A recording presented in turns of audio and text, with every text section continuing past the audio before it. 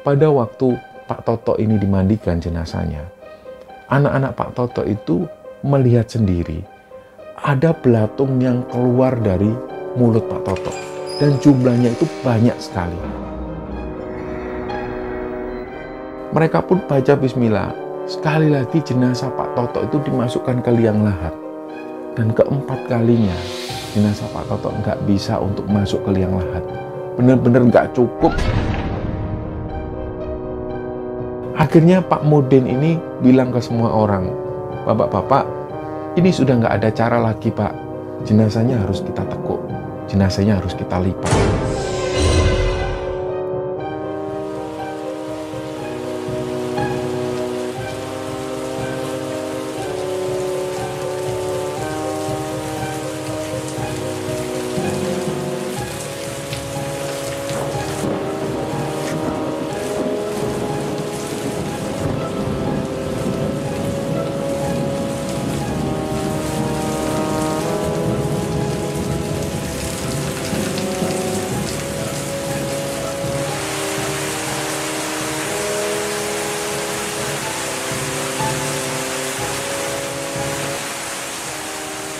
Bismillahirrahmanirrahim. Assalamualaikum warahmatullahi wabarakatuh.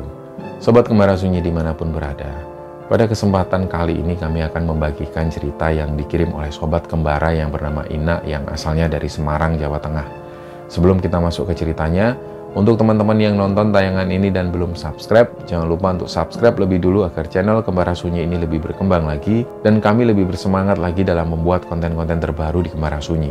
Dan untuk teman-teman yang telah mendukung kami sejauh ini, kami mengucapkan terima kasih banyak. Semoga amal kebaikan teman-teman dibalas kebaikan berlipat oleh Allah Subhanahu wa Ta'ala.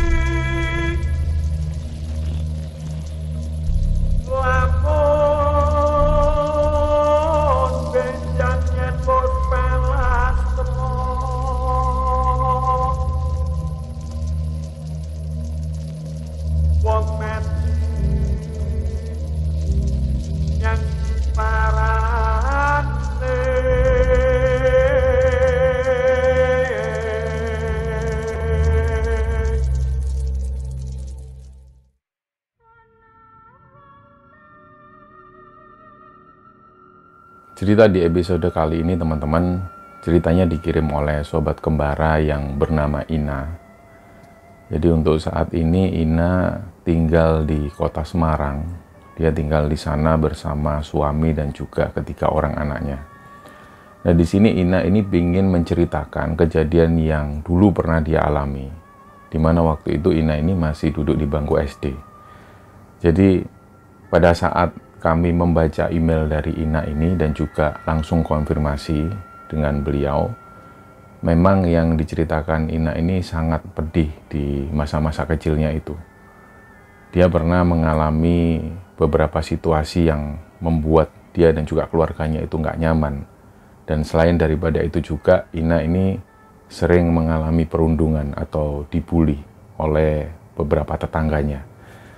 Nah jadi waktu itu Ina ini tinggal di sebuah daerah di Jawa Tengah yang kita tidak akan sebutkan nama daerahnya. Di sana dia tinggal di sebuah perkampungan. Perkampungan ini padat penduduk. Jadi Ina sendiri tinggal di sana itu sudah dari kecil. Dan dia pernah dapat cerita dari ibunya bahwa dulu yang tinggal di rumah itu adalah kakeknya yang namanya Mbah Kusen. Nah, dia itu tinggal di rumah ukurannya sangat kecil sekali. Ukurannya hanya 5 kali 3 meter. Di situ dia tinggal bersama kedua orang tuanya dan juga ketiga saudaranya. Jadi Ina ini adalah anak terakhir. Sedangkan toilet mereka itu letaknya ada di depan rumah. Dan di depan rumah mereka ini ada balai RW. Balai RW ini sudah lama berdiri di sana. Nah, di sebelah kanan rumah mereka itu adalah rumah Mbah Hashim. Mbah Hashim ini dulu dekat sekali dengan Mbah Kusen. Dan anak-anak Mbah Hashim inilah yang nantinya akan merundung keluarganya Ina. Jadi ceritanya dulu ketika ada Mbah Hashim dan juga dulu ketika masih ada Mbah Husen, mereka ini, dua keluarga ini nggak pernah saling berseteru. Justru Mbah Hashim itu bersahabat kental sekali dengan Mbah Kusen. Jadi mereka saking akrabnya, dan namanya orang dulu, jadi untuk akses jalan keluar dari rumah Mbah Kusen ini harus melewati jalan yang ada di belakangnya. Tapi karena waktu itu Mbah Hashim ini bersahabat dengan Mbah Kusen, Mbah Hashim ini sempat mengikhlaskan tanahnya untuk dilalui jalan oleh keluarganya Mbah Kusen. Jadi waktu itu hanya sekedar pembicaraan, tidak ada surat hitam di atas putih dan lain sebagainya. Ya mungkin orang dulu seperti itu. Mbah Hashim ini membuatkan jalan yang sebenarnya ini adalah tanah dari Mbah Hashim, diikhlaskan untuk Mbah Kusen supaya Mbah Kusen ini dan keluarga bisa melewati jalan itu dan nggak perlu muter ke belakang. Inilah awal permulaannya, dan setelah Mbah Hashim ini meninggal, 2 tahun kemudian Mbah Kusen meninggal. Nah, Ina itu waktu itu masih usianya masih sekitar 5 atau 6 tahun ketika Mbah Kusen ini meninggal. Nah, pada saat Mbah Kusen meninggal dan Mbah Hashim sudah meninggal, anak Mbah Hashim yang namanya Pak Toto inilah yang mulai memperkarakan hal-hal yang seperti ini. Contohnya waktu itu Pak Toto terang-terangan memanggil ketua RT dan juga penduduk setempat. Pak Toto bilang bahwa tanah ini adalah tanah bapak saya, Pak Hashim. Dan ini tanah ini saya mau minta lagi. Artinya kalau tanah ini diminta lagi, otomatis tanah ini akan ditutup dan akses jalan untuk keluar dari rumah Ina dan juga keluarganya ini adalah lewat pintu belakang. Sedangkan di areal belakang itu sudah dimiliki oleh orang lain. Dan nggak akan lama lagi, tanah yang di belakang itu juga akan didirikan bangunan. Jadi kalau dua-duanya, di bagian belakang dan di bagian depan ini ditutup, tentu Ina dan keluarga nggak ada akses masuk dan juga keluar. Nah, inilah yang membuat mereka bingung. Tapi hal ini terus dikumandangkan oleh Pak Toto, anaknya Pak Hashim itu. Dan ketika Pak RT dan juga penduduk semua ini duduk, mereka membicarakan hal ini awalnya seperti apa Pak Toto? Pak Toto pun cerita bahwa dulu Mbah Hashim ini memberikan tanahnya supaya bisa dibuat jalan oleh keluarganya Mbah Husen. Nah, sekarang Mbah Hashim sudah nggak ada. Sedangkan anak saya ini sudah banyak, Pak. Pak Toto memang anaknya ada 4 orang dan rencananya tanah ini akan dibangun rumah. Dan rumah ini nantinya digunakan untuk kamar-kamar anaknya Pak Toto. Nah, disinilah Pak RT itu coba menengahi, gini Pak Toto, gimana pun juga wasiat dari Mbah Hashim dulu itu kan tanah ini diikhlaskan untuk jalan supaya bisa dilalui oleh keluarganya Mbah Kusen. Nah, tapi waktu itu Pak Toto tetap bersikuku bahwa ini bukan eranya Mbah Hashim lagi, dan Mbah Kusen pun juga sudah meninggal. Ini tinggal anak-anaknya dan dia nggak ada urusan sama sekali. Saya pun juga nggak ada urusan. Jadi mau nggak mau tanah ini sesegera mungkin saya dirikan bangunan untuk kamar anak-anak saya. Nah, dalam menunggu bangunan itu, karena Pak Toto sudah nggak bisa diluruskan dan Pak RT juga merasa ini juga tanahnya Pak Toto, jadi mau gimana lagi. Akhirnya Pak RT pun menyerahkan sepenuhnya ke Pak Toto, tapi waktu itu Pak RT menengahi. Pak RT minta supaya Pak Toto ini ngasih tenggat waktu dan supaya keluarga Ina itu berpikir apakah mereka akan pindah rumah atau mungkin tanah yang dimiliki Pak Toto itu bisa dibeli. Nah, disinilah Pak RT menyarankan ke Pak Toto supaya Pak Toto memberikan tenggat waktu. Nah, Pak Toto pun setuju. Kira-kira ada waktu sekitar 3 bulan. Nah, selama 3 bulan inilah Pak Toto itu semakin menjadi-jadi. Jadi toilet keluarga Ina itu ada di depan rumah persis. Dan waktu itu Pak Toto tiba-tiba datang, terus beliau ini marah-marah. Beliau bilang, ini toiletmu secepat mungkin harus kamu bongkar. Ini baunya kemana-mana karena toiletmu dekat dengan tempat makanku. Nah, yang dipikirkan oleh ibunya Ina waktu itu, padahal toilet ini sudah lama sekali berdiri, sudah sejak dari Mbah Husen dan Mbah Hashim masih hidup. Ketika ada Mbah Hashim, keluarga Mbah Hashim sendiri nggak pernah komplain akan adanya toilet yang di depan rumahnya Ina ini. Tapi ketika Mbah Hasim nggak ada, kenapa kok Pak Toto mempermasalahkan masalah ini? Nah dari situ ibunya Ina ini juga nggak bisa berbuat apa-apa lagi. Jadi beliau manggil tukang untuk membongkar toilet tersebut. Dan mulai semenjak tidak adanya toilet ini, pada akhirnya setiap kali mau mandi, Ina ini masih ingat betul. Setiap kali dia mau berangkat ke sekolah, dia harus menuju ke SPBU terdekat dulu. Dan jaraknya itu sekitar 300 meteran. Setelah itu, dia pakai baju di sana, langsung berangkat ke sekolah. Nah, yang membuat mereka bingung adalah ketika malam hari, mereka ingin buang air besar. Jarak yang ditempuh jauh banget untuk menuju ke SPBU. Sedangkan menuju ke masjid terdekat, masjid ini selalu tutup. Nah, untungnya ada tetangga Ina itu yang mengetahui permasalahan Ina dan keluarga. Tetangganya ini merelakan. Jadi beliau sempat bilang ke ibunya Ina, kalau memang kalian butuh toilet, malam hari pun nggak apa-apa. Ini kuncinya dipegang aja. Nah, kebetulan rumah beliau itu ada gang kecil yang langsung masuk menuju ke toilet. Nah, ini gang ini dipagar dan dikunci. Jadi keluarga ini mengikhlaskan untuk keluarga Ina supaya bisa memakai toilet mereka. Nah, mulai dari situlah Ina dan keluarga ini agak terbantu. Tapi masalah ini pun gak juga berakhir. Ternyata Pak Toto ini juga mengalami konflik dengan tetangga yang ada di belakang rumahnya. Di belakang rumah Pak Toto itu ada halaman kecil.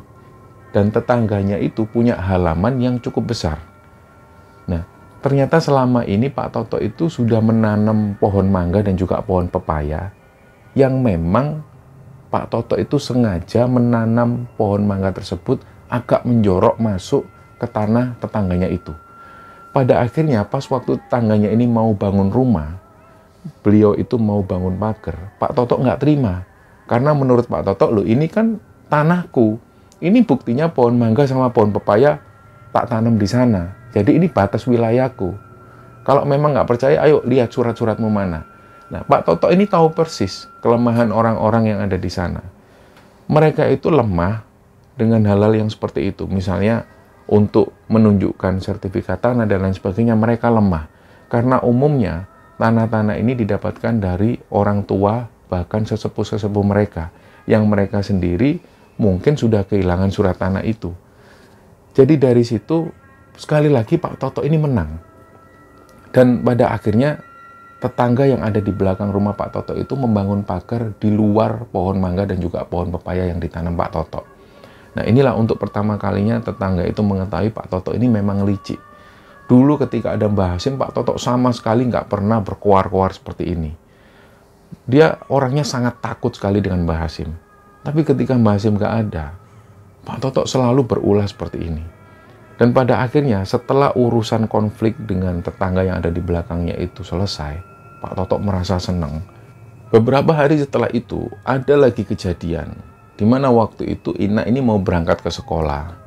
Tiba-tiba dia mencium aroma-aroma tidak sedap. Dan dia manggil ibunya, "Bu, kok ada bau apa ya ini?" Baunya ini semacam bau sampah, juga bau bangkai. Ternyata begitu ibunya Ina ini buka pintu, di depan itu sudah banyak sekali sampah-sampah yang berserakan. Dan dari sampah-sampah yang berserakan itu, ternyata ada bangkai tikus. Inilah yang membuat baunya itu benar-benar busuk luar biasa. Nah, pertanyaan dari ibunya Ina, ini siapa ya yang berbuat kayak gini? Kok sampai kayak gini? Emangnya kami ini salah apa? Tapi di situ Ina melihat ibunya itu langsung membereskan sampah-sampah ini, begitupun juga bangkai tikus tersebut. Langsung dibuang ke tempat sampah. Nah, setelah kejadian itu, banyak tetangga itu yang mulai membicarakan keburukan-keburukan dari Pak Toto. Mereka akhirnya jadi malas untuk berhubungan dengan Pak Toto. Dan pada akhirnya, setelah tenggat waktu 3 bulan tersebut, mulailah datang material-material bangunan, dan mulai dari situ, tanah ini mulai benar-benar dibangun.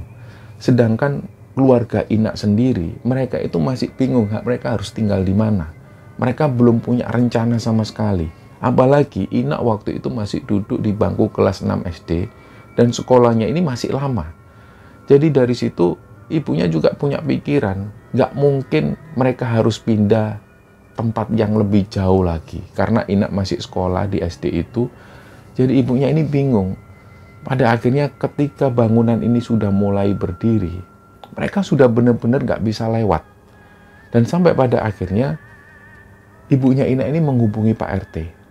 Beliau bilang lagi, Pak, ini kami belum mengeluarkan barang, terus terang kami juga bingung mau pindah di mana. Nah, waktu itu Pak RT sendiri juga nggak bisa ngasih solusi, karena Pak RT sudah ngasih tenggat waktu sekitar 3 bulan ke keluarganya Ina ini. Ternyata sampai 3 bulan, sampai bangunan ini berdiri, barang-barang yang ada di rumah Ina ini belum juga dikeluarkan. Mereka bingung. Nah, pada akhirnya Pak RT pun ngasih solusi lagi. Berarti satu-satunya cara, barang-barang ini harus dikeluarkan lewat pintu belakang. Nah, Pak RT pun menghubungi tetangga yang lain, yang lokasinya ada di kampung sebelah. Begitu Pak RT ini membicarakan hal tersebut, cari solusi atas permasalahan ini, tetangga yang ada di belakang rumah Ina ini pun setuju. Ya sudah Pak, lewat belakang aja nggak apa-apa. Karena sangat tidak mungkin ketika Pak Toto yang sudah mendirikan bangunan, ini nggak bisa dilewati sama sekali. Benar-benar nggak bisa dilewati. Kalaupun harus dilewati ya otomatis bangunan ini harus dirobohkan lagi. Jadi satu-satunya jalan untuk mengeluarkan barang-barang dari keluarga Ina harus melewati pintu belakang dan harus melewati rumah orang lain.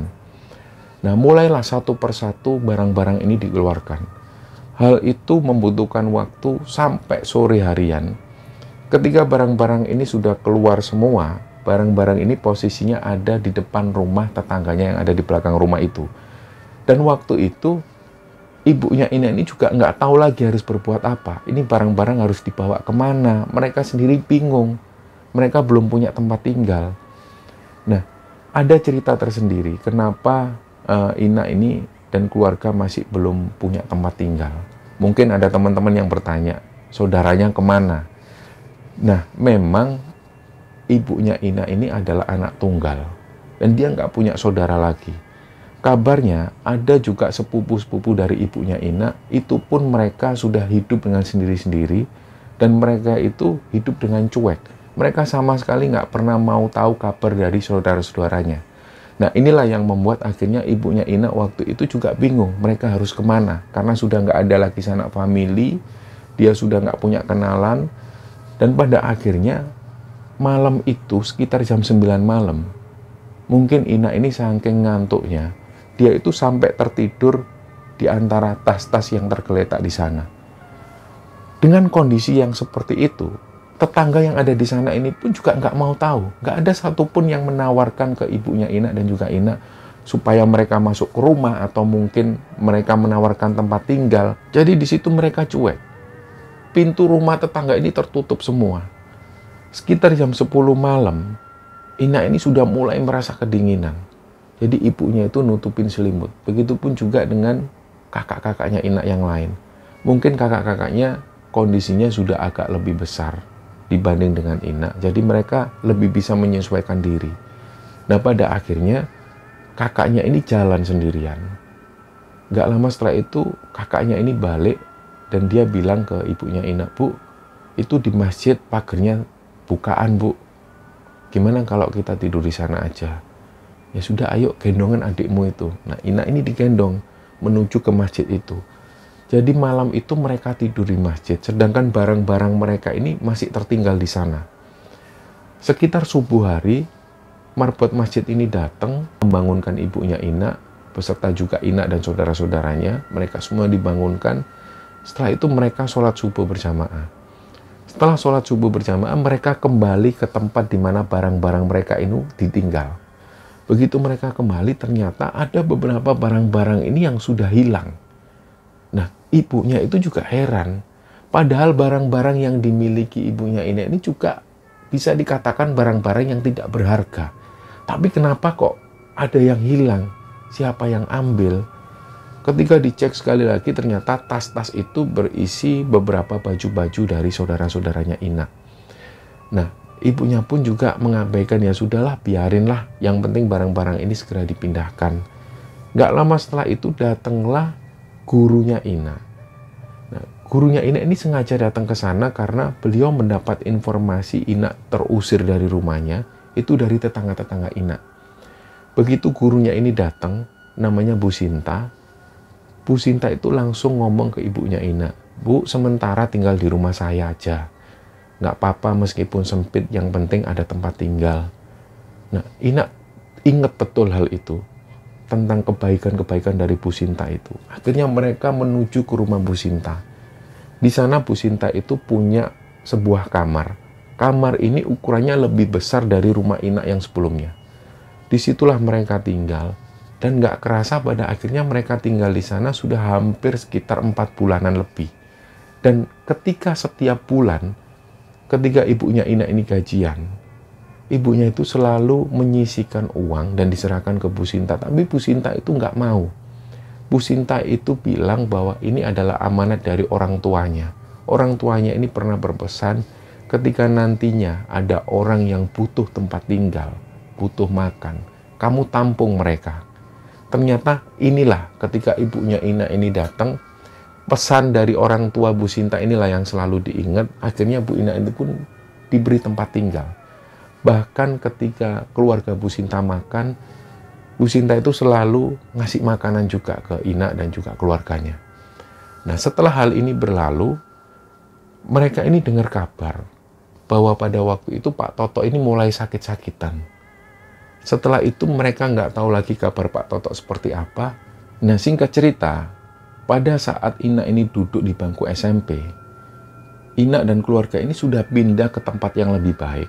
Karena waktu itu kakak-kakaknya Ina ini sudah bekerja semua. Mereka berhasil ngontrak di sebuah rumah, dan mereka tinggal di sana untuk beberapa tahun. Dan ketika Ina ini duduk di bangku SMA, mereka semua ini dengar kabar bahwa Pak Toto itu meninggal. Nah, kisah tragis meninggalnya Pak Toto inilah yang sampai hari ini diingat oleh warga yang tinggal di sana. Jadi ceritanya, Pak Toto itu sudah sakit-sakitan lama. Bertahun-tahun Pak Toto hanya jadi kembang amben, istilah orang Jawa. Dia hanya bisa terbaring di tempat tidur. Sakitnya pun juga tidak diketahui sakit pastinya ini apa. Dan setiap malam beliau itu selalu teriak-teriak dengan sendirinya. Seolah-olah selalu ada orang yang datang menghampiri Pak Toto. Disinilah Pak Toto teriak-teriak ketakutan. Sampai-sampai tetangga-tetangga yang ada di sana ini mengetahui hal itu. Setiap jam 9 malam, selalu Pak Toto ini teriak-teriak. Dan beliau teriakannya itu kencang banget. Beliau selalu teriak-teriak, "Ojo teko kene, ojo teko nang kene. Jangan masuk ke kamarku, keluar, kalian keluar." Seolah-olah selalu kayak ada orang yang masuk ke kamar Pak Toto. Jadi setiap jam 9 malam, tetangga-tetangganya itu sudah memahami hal itu. Bahkan kalau ada anak kecil yang nggak mau makan, orang tua mereka itu selalu menakut-nakuti dengan teriakan-teriakan Pak Toto. "Makan lo ya, nanti kalau kamu nggak makan jam 9 nanti Pak Toto teriak-teriak loh, tak kasihkan Pak Toto." Disitulah anak-anak kecil ini takut dan mereka mau makan. Jadi teriakan-teriakan Pak Toto ini akhirnya dibuat menakut-nakuti anak-anak kecil. Dan setelah bertahun-tahun lamanya Pak Toto ini sakit yang nggak jelas seperti itu, beliau pun meninggal. Pada saat Pak Toto ini dimakamkan, banyak sekali kejadian-kejadian ganjil. Pada waktu Pak Toto ini dimandikan, sebenarnya ada sesuatu ganjil yang terjadi dengan jenazah Pak Toto. Tapi waktu itu anak Pak Toto sendiri nggak menyampaikan hal ini ke pihak umum. Mereka menyimpan sendiri permasalahan tersebut. Sebenarnya, pada waktu Pak Toto ini dimandikan jenazahnya, anak-anak Pak Toto itu melihat sendiri ada belatung yang keluar dari mulut Pak Toto. Dan jumlahnya itu banyak sekali. Tapi karena waktu itu anak-anak Pak Toto ini sudah terlanjur malu, belatung-belatung ini pun segera disingkirkan. Nah, kejadian itu hampir sekitar 2 menit. Jadi belatung ini terus keluar dari mulut Pak Toto. Nah, setelah kejadian itu, Pak Toto digafankan dan langsung dimakamkan. Begitu dibawa ke pemakaman, sebelum-sebelumnya, jasad dari Pak Toto ini sudah diukur persis. Tinggi Pak Toto itu 170 cm. Begitu sampai di liang lahat, ternyata jenazah Pak Toto ini nggak muat. Jadi liang lahat itu terlihat lebih kecil. Akhirnya mau nggak mau mereka harus menunggu sebentar. Pihak penggali kubur itu menggali lagi makam tersebut, dibuat agak panjang. Setelah dibuat agak panjang, jenazah Pak Toto ini dimasukkan lagi ke liang lahat. Ternyata jenazahnya nggak muat lagi. Jadi kejadian ini nyata teman-teman. Kalau menyebutkan namanya, karena nama Pak Toto ini nama samaran, kalau seandainya cerita ini diceritakan dengan nama yang sesungguhnya, pasti banyak yang mengetahui cerita ini. Karena cerita ini benar-benar terjadi di sebuah daerah di Jawa Tengah. Dan pada waktu itu, sekitar setengah jam, jenazah Pak Toto ini nggak berhasil dimasukkan ke liang lahat. Akhirnya, para penggali kubur ini bilang, cobalah Pak Mudin, didoakan apa gitu loh Pak Mudin. Ini benar-benar nggak muat loh Pak Mudin.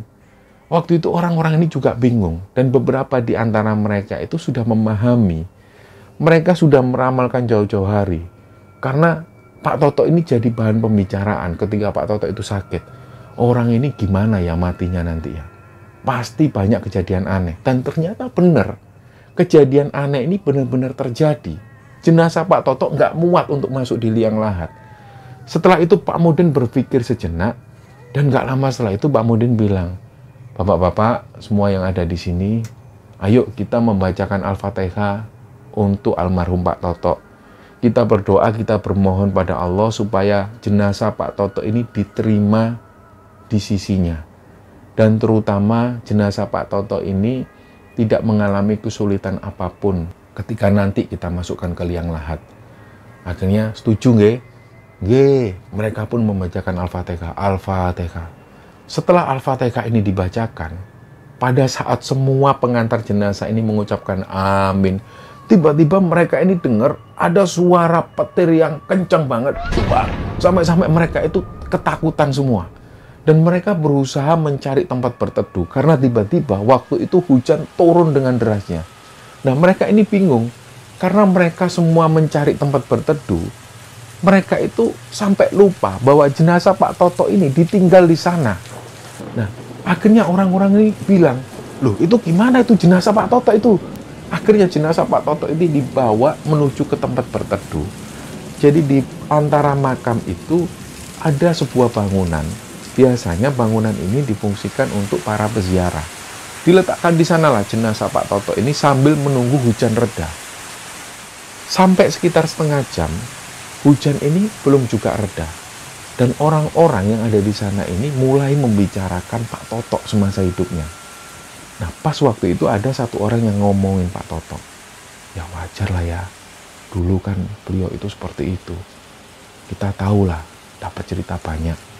Nah, pas waktu mendengar ini, Pak Mudin itu menegur orang-orang tersebut. Pak, mohon maaf ya, jangan membicarakan orang yang sudah meninggal, terutama kejelekan-kejelekannya. Sudahlah, kita doakan yang terbaik untuk Pak Toto ini. Semoga beliau diterima di sisi Allah. Permasalahan Pak Toto yang dulu-dulu, semoga Allah bisa memaafkan. Nah, setelah itu hampir 1 jam kemudian, hujan ini mulai agak reda. Mereka semua akhirnya membawa lagi Pak Toto ke liang lahat. Dan pada saat menuju ke sana, karena jalanan ini licin, sehabis hujan itu, pas mereka ini membawa jenazah Pak Toto, orang yang ada di bagian depan ini sudah mulai kepleset. Pada akhirnya, jenazah Pak Toto ini sempat terjatuh ke tanah. Dan pada waktu itu, Pak Mudin bilang, ayo diangkat lagi. Sudah, nggak usah khawatir. Diangkatlah lagi. Jadi gantian. Orang yang tadi sudah jatuh digantikan dengan orang-orang yang baru. Mereka akhirnya membawa lagi jenazah Pak Toto. Dan belum 5 langkah mereka jalan, mereka kepleset lagi. Dan waktu itu keplesetnya lebih kencang. Sampai-sampai jenazah Pak Toto itu keluar dari keranda jenazah. Orang-orang ini sempat tanya ke Pak Mudin, Pak Mudin ini gimana Pak Mudin? Kain kafannya kotor Pak. Sudah enggak apa-apa Pak, dimasukkan aja Pak. Ini darurat Pak. Sudah enggak apa-apa. Dimasukkan lagi ke keranda jenazah dan dibawa lagi. Kali itu mereka benar-benar jalan pelan. Karena jalan ini benar-benar licin. Hujan deras yang mengguyur hampir 1 jam itu membuat tanah yang ada di pemakaman ini benar-benar licin dan sangat susah untuk dilewati. Sampai pada akhirnya mereka itu jalan setapak demi setapak dan mereka sudah bersiap memasukkan jenazah Pak Toto ke liang lahat. Ternyata hal aneh terjadi lagi. Jenazah Pak Toto ini nggak muat lagi untuk yang ketiga kalinya. Akhirnya di situ Pak Mudin ngomong sekali lagi ke penggali kubur. Dipanggil lagi 3 orang penggali kubur. Pak, ayo Pak, digali lagi Pak. Nggak muat jenazahnya, nggak muat.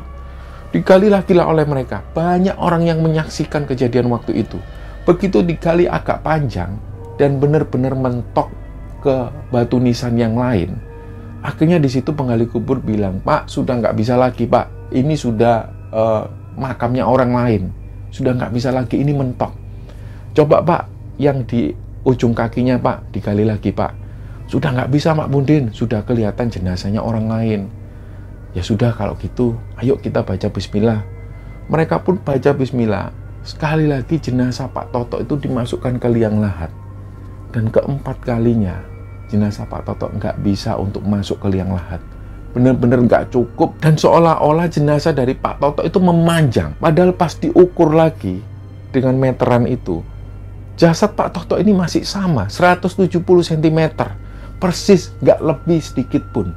Tapi ketika jenazahnya dimasukkan ke liang lahat, jenazahnya Pak Toto ini nggak muat sama sekali.